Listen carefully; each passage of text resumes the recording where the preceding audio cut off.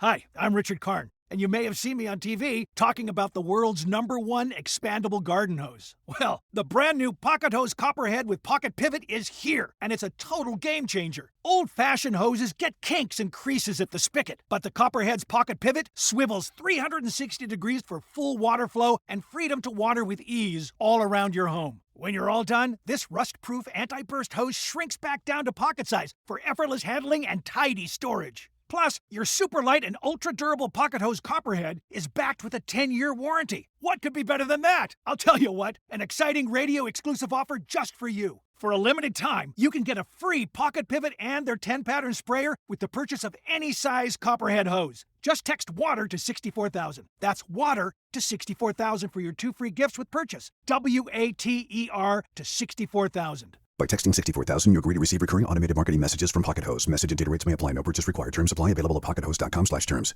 You're listening to Campus Killings, brought to you by Abject Entertainment. Be sure to check out some of the other great true crime podcasts from this network, including The Murder in My Family, DNA ID, Zodiac Speaking, Scene of the Crime, Missing Persons, Beyond Bizarre True Crime, and Citizen Detective. all of these podcasts are available for you to binge on right now, wherever you listen to podcasts. Subscribe where you're listening to this podcast so you don't miss an episode.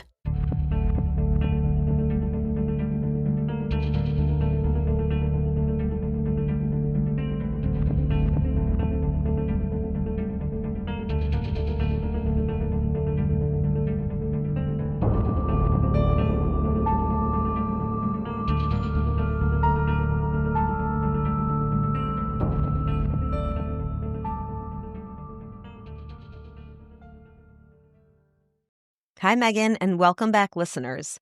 Thank you so much for joining us for our final episode of Season 3.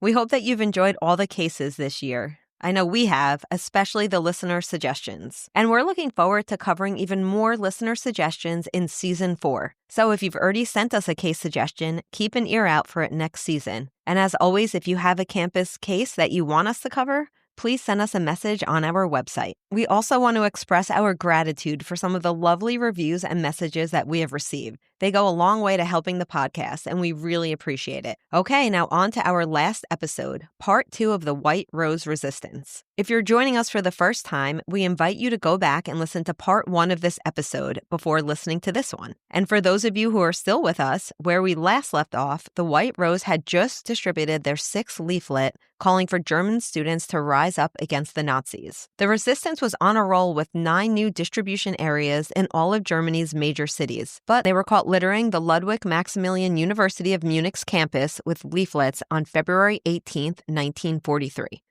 If you recall, a janitor alerted the Gestapo about their anti-Nazi propaganda, and the siblings were handed over to the Third Reich's brutal criminal justice system. Only an hour after they scattered the leaflets all over the school, the siblings sat in the university president's office as the Gestapo swarmed the room. The Gestapo had been given strict orders by Hitler to squash the White Rose and the leaflets that had made their way throughout Germany. But until this very moment, they had no idea who was involved with the White Rose. And the lead Gestapo detective, Robert Moore, would later recall not believing that the 2 co-eds in front of him were the actual culprits. He described them both as being incredibly calm and relaxed as he took their identification papers, which were all in order.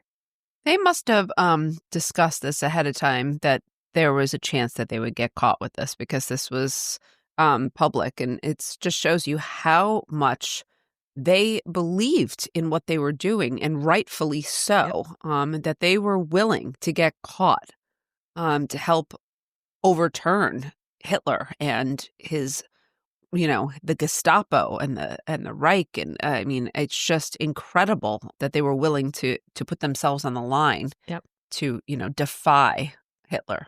Yeah, and they had prepared for this moment. When they were asked why they were carrying around an empty suitcase, they had an easy answer. They said they were going on a trip home to pick up fresh clothes to bring back to school. Moore was ready to dismiss them until his subordinates brought up all the scattered leaflets that they had gathered from the courtyard. When bundled together, the leaflets fit perfectly in the suitcase, and Moore realized that he'd finally found the White Rose. He ordered the siblings to be taken to the Gestapo headquarters for questioning. At this point, Hans pulled out a piece of paper from his pocket, ripped it into pieces, and shoved it into his mouth. But before he could swallow them, Nazi guards held him down and pried his mouth open to pull out the pieces. And reassembled, the paper was a draft for a 7th leaflet written by their fellow White Rose member, Christopher Probst. Did it have his name on it? Did it have names on it, or was it just the ideas? It was just the ideas, and Hans claimed that the draft had been given to him by a student he didn't know, and that he only tried to eat it because he felt that it might incriminate him. But this didn't fool Moore. Okay. He ordered the siblings handcuffed, and they were paraded through the main hall of LMU while horrified students watched. And the siblings made sure not to look anywhere but straight ahead so that the Gestapo wouldn't become suspicious of anyone in the crowd. And this would turn out to be a good move because several White Rose members watched as they put the siblings into a black car. One of these was Alexander Schmorell, and as he saw some Gestapo break off to question the milling students, he knew that it was only a matter of time before the Nazis found him too. So he knew he needed to get out of Munich as fast as possible. And he had to make sure that his friends who hadn't been in the crowd knew that they too needed to get out. As soon as the Gestapo left, Alex sped to Willy Graf's apartment and left a cryptic message that he hoped Willy would find when he got out of class. He also alerted Traute before calling his parents to let them know that he was going away. But when his mother picked up the phone, she said the police were there. Oh my goodness. Yeah. How did they already know that Alex was involved? Because I don't think Hans and Sophie talked. You're right, they didn't talk. But it would have only taken the Gestapo an hour or so to interview other students at the school to find out who Hans and Sophie hung out with. And at that point, Alex's name and all their other friends would have been given up easily. Okay. So Alex fled his apartment and hid out with an adjacent member of the White Rose, a young woman named Lila Ramador. Over the next 48 hours, she managed to get Alex a Yugoslavian passport and forged some travel papers so he could escape to Switzerland. In borrowed clothes with his fake passport, Alex boarded a train 2 days after his friend's arrest, and he miraculously passed several Nazi checkpoints out of Munich. However, by the time he got to a mountain town about 2 hours outside of the city, he saw wanted posters with his photograph on almost every street corner. Wow, that's quick. Yeah, these things were happening very quickly. And unfortunately, somebody recognized him on the street and shouted for the Nazi police. Alex fled into the woods, hoping he could hike up the mountain pass and figure out a way to get to Switzerland. But after several hours of struggling through a snowstorm, he knew he would die of hypothermia if he kept going. So he turned around with no choice but to head back to Munich to regroup.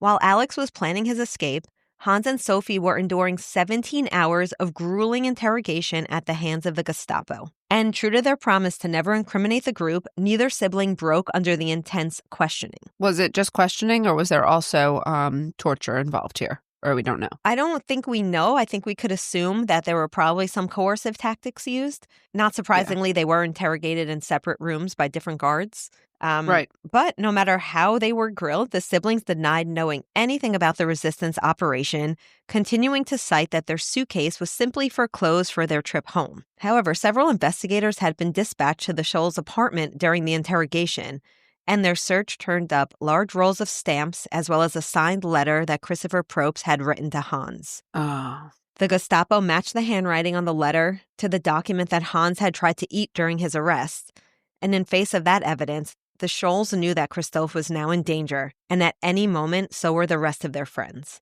Yeah.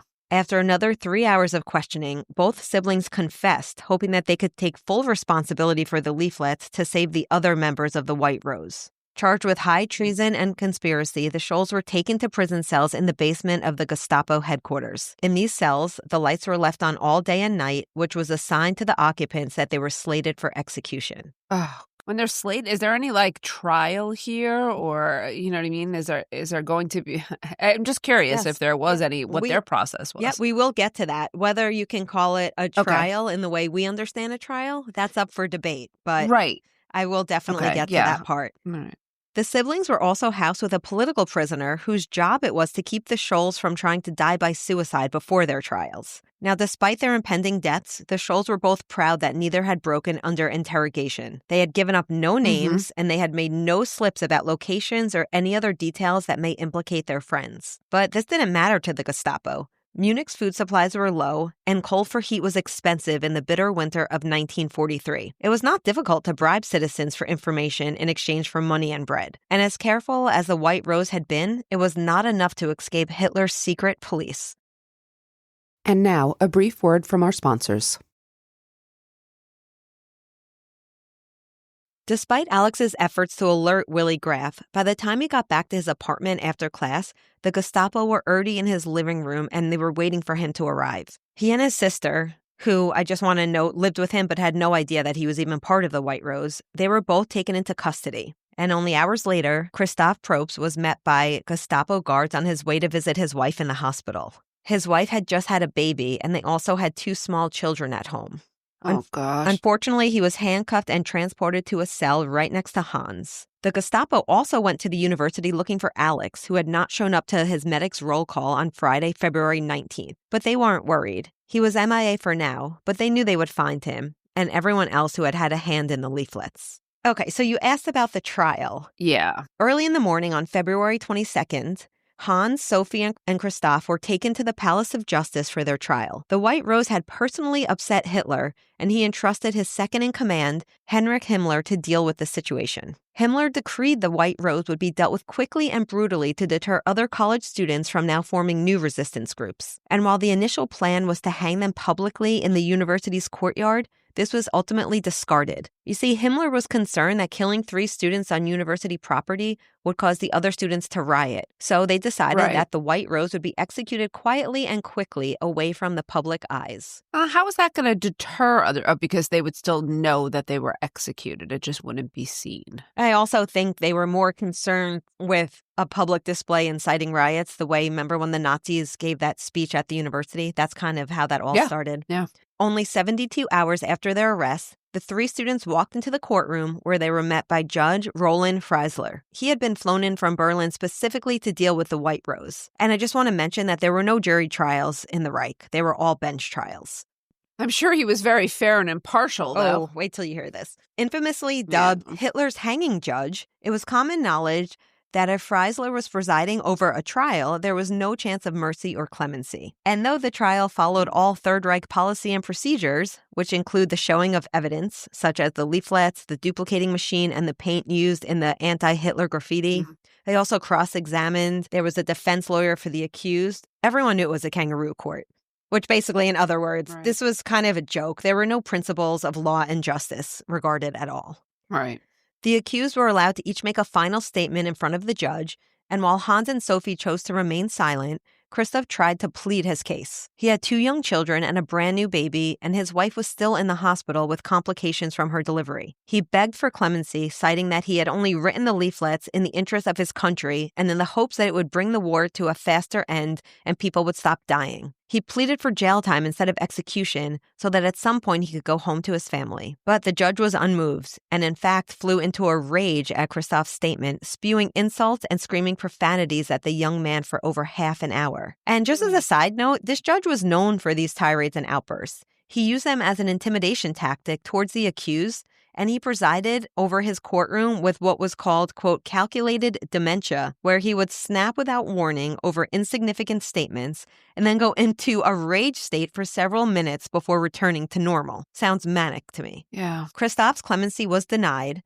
but as the judge was about to read the verdicts, the court erupted in chaos. The Scholes family had broken into the courtroom. Oh my gosh, get out of here. As soon as Traute learned of the Scholes arrest, she alerted Hans and Sophie's parents. The elder Scholes managed to get a train from Munich on that morning, but arrived to find their way barred by guards at the courthouse. But like any parents, they were determined to save their children, and they snuck past the guards and they broke in. Their father announced that he was taking over his children's defense, but the judge went into a fit at that statement and had the family removed from the building. At this point, the Scholes had only one option: to go to the state attorney's office and plead for clemency on their children's behalf. Wow.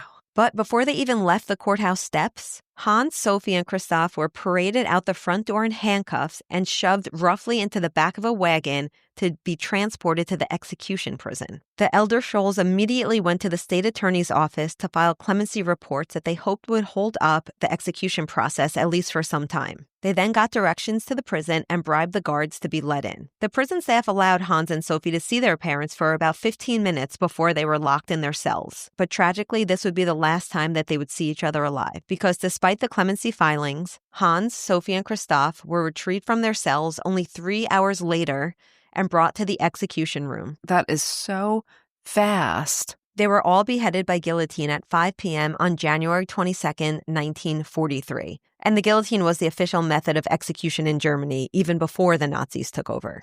Gosh, oh God, they're both parents. I mean, it's clear where their children got their activism from, but that is so heartbreaking. And nobody even knew.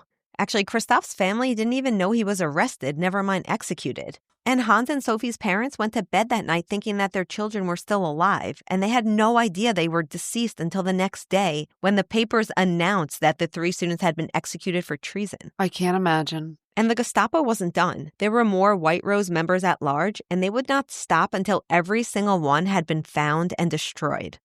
Over the next few weeks, the Gestapo hunted down every member who had had a hand in anything to do with the White Rose, whether they had helped to postmark leaflets, transported leaflets on a train, purchased paper and stamps, or had simply donated money to the cause. They were rounded up and brutally interrogated. Traute was arrested only days after the executions, followed by 2 of Sophie's high school friends who distributed leaflets around their hometown, along with several of the group's contacts from their resistance cells at other universities. 4 days after the execution, Alex came back to Munich, and unfortunately for him, his return coincided with an intense bombing of the city by Allied forces. In an effort to hide out from the bombing, Alex ran into an ex-girlfriend who immediately turned him into the Gestapo. Now, why she did this, it could be because there was a large cash incentive, or maybe it was some sort of retaliation, for something that happened in their relationship. Whatever it was. Or it could have been fear. Yeah. Again, it could have been fear. Whatever it was, his 7 days of hiding were at an end. Only 2 days after arresting Alex, the Gestapo came for the White Rose's last major player, Dr. Kurt Huber. At 5 a.m. on February 26th, Nazi police raided Dr. Huber's home and took him and his wife into custody, leaving their 12-year-old daughter and 8-year-old son home alone. And while the Scholes and Christoph's time in the hands of the Reich criminal justice system was short, the opposite was true for the rest of their friends. Alex endured days of extended interrogation, and Kurt Huber was not only extensively interrogated, but he was also tortured and housed in cells with violent criminals. Now, some scholars suggest that this was because the Reich hated intellectuals, and so they particularly enjoyed tormenting professors. Kurt Huber was also fired by the university and stripped of his doctorate.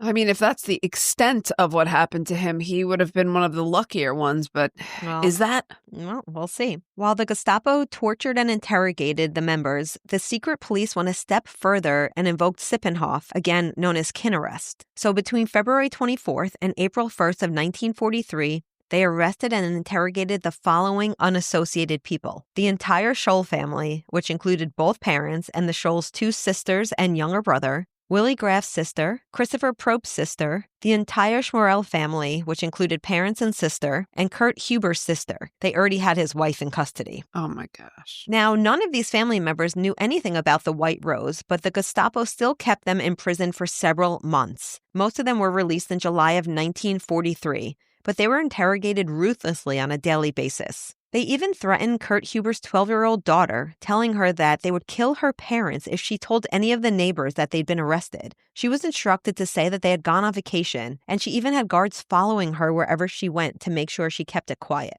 So what is the purpose of this? Is this just revenge and still fear? I assume this is just revenge, but okay. Yeah, because I think at this point, everyone would be too scared to continue with the resistance. So yeah, it's probably just retaliation, but maybe they were also worried that, these resistance cells were still growing. Okay, so let's get into the second trial. On April 19th, 2 months after Hans and Sophie's arrest, the judge was flown back to Munich for the second round of White Rose trials. This time, 14 people were being tried at once. Alex, Willie, and Dr. Huber were being charged with high treason. and the rest of the members were charged with aiding and abetting subversive activities. And similar to the first trial, while all policies and procedures were adhered to, and each of the defendants were allowed to make a statement in their defense, there was never a chance that any of them would be granted clemency or mercy. When Alex tried to explain his love of Russia and the horrors that he saw as a medic on the front lines as the reasons why he wrote the leaflets, the judge shouted him down, citing that he was spewing nonsense to the court and that he was a traitor. Right. The judge interrupted Dr. Huber's defense multiple times, calling him a bum and reminding him that he'd been stripped of his doctorate. Even when Dr. Huber pleaded for his wife and children to be given a small stipend to support them after he was executed, the judge refused to even give him an inch. After 14 hours of the judge's shouting and outbursts, the trial was completed and Alex, Willie, and Dr. Huber were sentenced to death. The rest of the members were given prison sentences that varied between 1 and 10 years depending on their level of involvement. And let's be honest, their gender as well. Because with the exception of Sophie, all of the women got much shorter sentences. Right. What happened to Trouda? Oh, good question. She actually only got 1 year because she successfully lied to the Gestapo about her role in starting up the White Rose. I'm surprised that she was able to. I'm surprised that she still didn't suffer more punitive consequences, but I guess this was a case where gender benefited her. But again, look at what happened with Sophie, but I guess it was known maybe that she was a Sophie was ringleader. caught. Yeah. It seems like Sophie was caught in the act, so perhaps there was no mercy for her. Well, we know, not perhaps, there was no mercy. Unlike the first trial, the condemned were not killed immediately. Now, prior to their own arrest, the accused families filed clemency reports for Alex, Willie, and Dr. Huber. Like the Scholls, they hoped that the process would stall the executions, as by this point, there were rumors that the Allied invasion was on its way to Germany, and if the executions could be halted long enough, there was actually a chance that the Allies would overthrow the Gestapo and then the 3 men would be saved. For unknown reasons, unlike the Scholls, these clemency reports were sent up the chain of command. And as the families hoped, it took months for the reports to make it through the Nazi legal system, going all the way up to Hitler himself. But I don't think you'll be surprised to know that he denied clemency, citing, quote, "I reject all petitions for mercy." Yeah. Unfortunately for the remaining White Rose members, the Allies had not yet invaded, and Alex and Dr. Huber faced execution on July 13th, 1943. And in fact, it would be years, about 2 years, until the Allies would invade Munich in 1945. Right. Unfortunately, like the members before them, they were both beheaded by guillotine. Willie Graf was the last remaining member, and his ties to a secret Catholic youth movement before he joined the White Rose made him a target for the Gestapo. They wanted names so they could take out the Catholic organization. So they interrogated him for hours every day. They made threats on his family. They tried to entice him with offers of hard labor instead of execution if he would just give up the name of the head of the youth movement. Willie endured 8 months of psychological torture and harsh imprisonment, but he never gave his interrogators anything they asked for. Wow, that's incredible. Isn't it? And I'm assuming, my research shows psychological torture, but I would not be surprised if there was physical torture as well. Right. And by the fall, the Gestapo realized he would never break, and tragically, he was executed by guillotine on October 12th of 1943. Hitler had demanded that the White Rose be squashed, and it seemed to the Gestapo that they had done their job. After less than a year of passive resistance, 5 students and 1 professor lay headless in their graves, and 14 more students had been tried and sentenced to extensive prison sentences or sent to hard labor camps. But though they had executed the writers and jailed the distributors, the Gestapo could not stop the spread of the White Rose's ideals. With the few copies that the Gestapo had missed, other resistant groups took up the cause, distributing copies of the last leaflet throughout Germany. A huge batch were smuggled into Berlin right under Hitler's nose and then sent to the Allied forces in Switzerland, Sweden, and England, alerting the Allies for the first time that there was domestic resistance against the Nazis in their own regime. I just got chills about that, just so you know. And news of the White Rose even reached the United States, where the New York Times published an article under the headline "Young German Martyrs," containing translated copies of the final leaflet. Once in Allied hands, the leaflet was retitled The Manifesto of the Students of Munich. It was reprinted by millions and dropped over Nazi-occupied territories by Allied aircraft. Oh, that's incredible. I know, I just got the chills too. And instead of bombs that these planes normally dropped, all of the Nazi-occupied Europe was papered in copies of the White Rose's leaflets. By all accounts, this mass distribution brought unfettered joy to Germany's citizens who now had undeniable proof that there were people resisting the Nazis and encouraged them that they could resist too. We'll return after a brief word from our sponsors. After the fall of the Third Reich in 1945, the White Rose became synonymous with opposing tyranny in the German psyche, and several memorials were set up to remember the men and women involved. In downtown Munich, a square was renamed Scholl Siblings Place, and another square was renamed Professor Huber Place. On LMU's campus, 2 large fountains at the university's entrance are dedicated to Hans, Sophie, and Dr. Huber, and there is also a bronze plaque on the ground in the shape of their scattered leaflets, as well as a plaque dedicated to Alex Schmorell. Germany also created a literary award in Sophie and Hans' memory called the Scholl Sibling Prize. This is annually awarded to a book that shows, quote, intellectual independence and supports civil freedom, moral, and intellectual and aesthetic courage, and that gives an important impulse to the present awareness of responsibility. In 2012, Alex Schmorell was canonized and glorified to sainthood by the Russian Orthodox Church, and he is now known as Saint Alexander, and his feast day is celebrated annually on July 13th. Wow. And in 2020, a monument was erected in Alex's memory in front of the medical facility building at the Orenburg University of Russia. And that's the city where Alex was born. Right. In 2017, the Catholic Church announced the beatification of Willy Graf, classifying him as a religious martyr. 8 German schools have also been named in Willy's memory, and his diary and letters from his time in the White Rose and his subsequent imprisonment were transcribed and published in 1988. In 2019, on what would have been Christopher Propp's 100th birthday, the barracks of the Joint Medical Service in Munich were named in his memory. Ready for the best part? Oh, okay, yeah.